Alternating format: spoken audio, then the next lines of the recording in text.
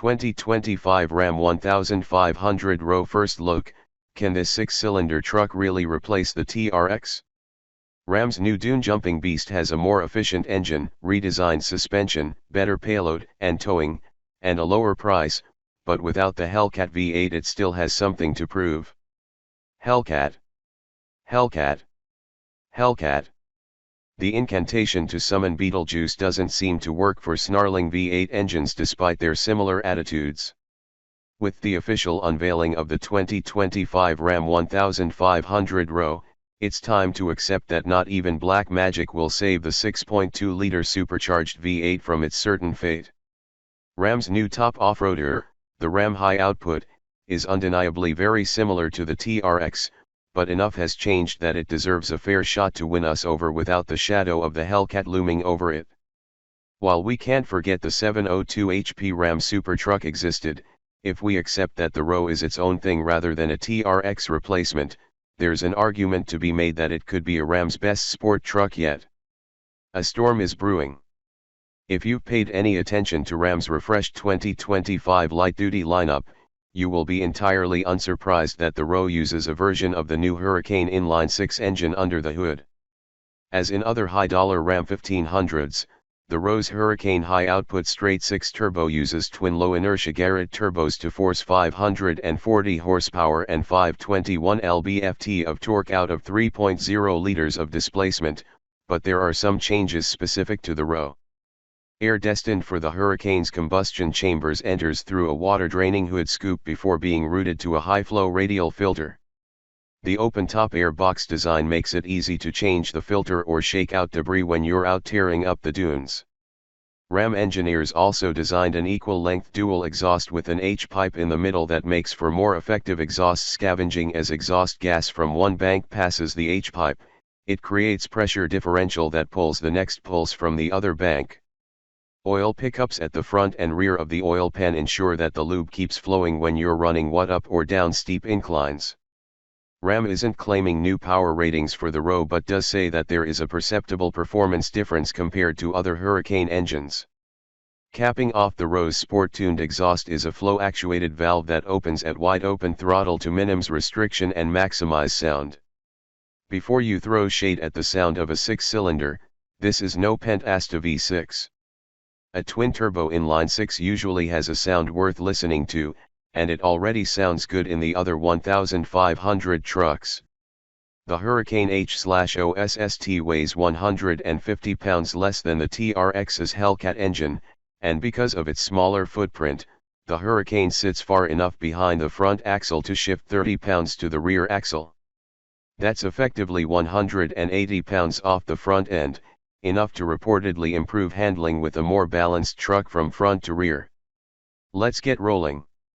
The Row has an 8-speed automatic transmission bolted to its Hurricane engine, sending torque through a Borg-Warner 49-13 full-time 4-wheel drive transfer case with a 2.64:1 low range. The independent front suspension features forged aluminum control arms and 13 inches of wheel travel. The Dana 60 axle in the rear has full floating axle shafts, an electronic locking differential, and unique hardpoints compared to the rest of the Ram 1500 lineup to allow for 14 inches of wheel travel. Ground clearance is a forgiving 11.8 inches after a 2-inch ride height increase and 35-inch tires wrapping available 18-inch beadlock capable wheels. The extra height helps the Row wade through 32 inches of water. Borrowed from the TRX, the Bilstein Black Hawk E2 adaptive dampers have been reworked for the Row. New internals, a new adaptive damping strategy, and new mounts mean the Row will have its own ride and handling characteristics. Ram says it will be better controlled on and off-road, which is music to our ears since the TRX's ride was too stiff in daily driving compared to the Ford F-150 Raptor.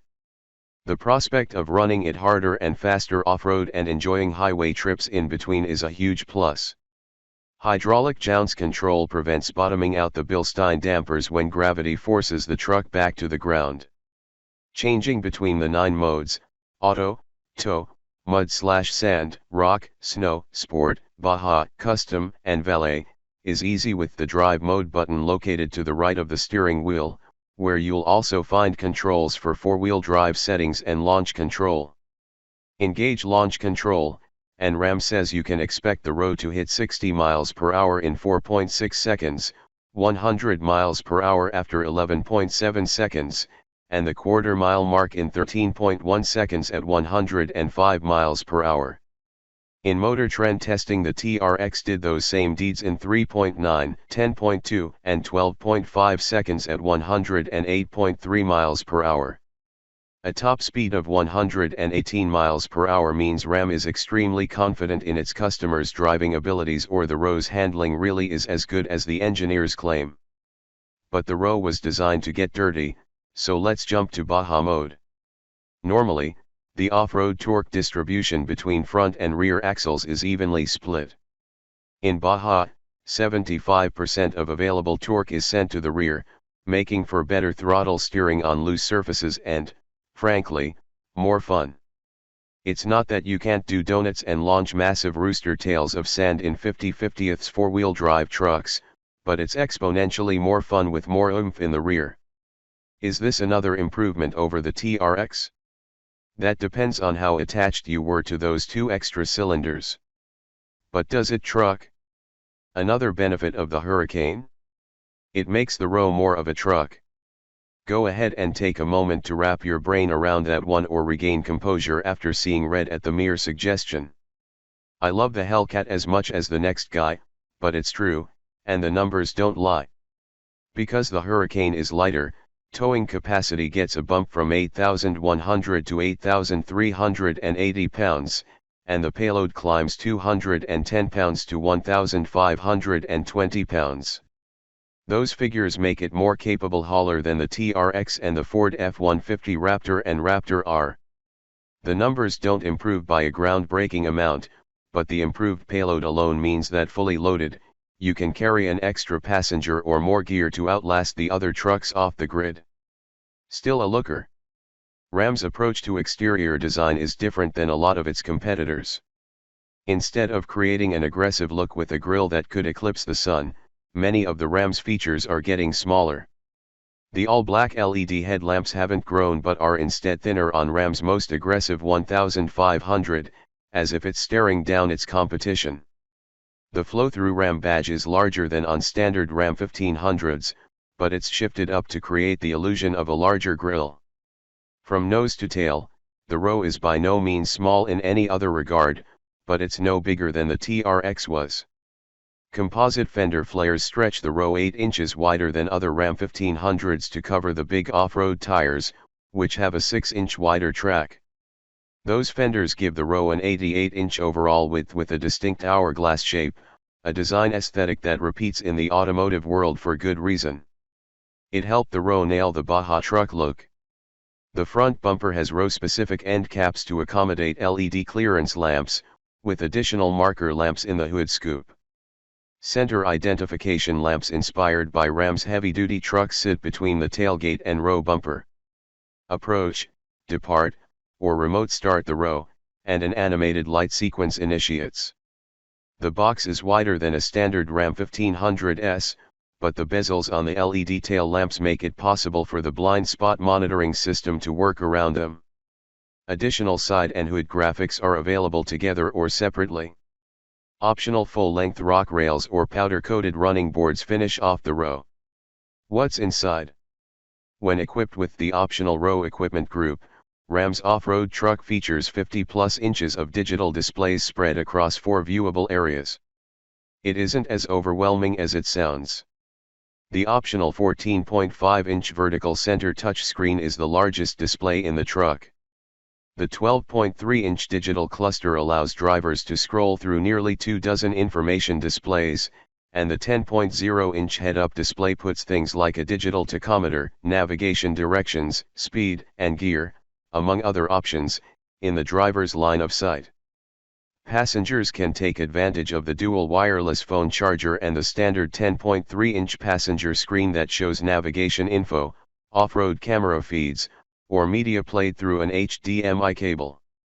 Hands-free driving assist is available as a new option, as well.